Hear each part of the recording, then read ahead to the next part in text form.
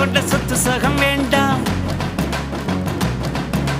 பட்டங்களை வாங்கி தரும் பதவியும் வேண்டாம்,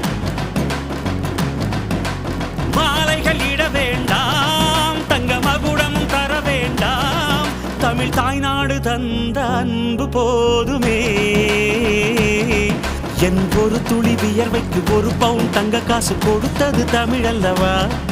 என் உடல் பொருள் ஆவியை தமிழுக்கும் தமிழக்கும் கொடுப்பது முறையல்லவா?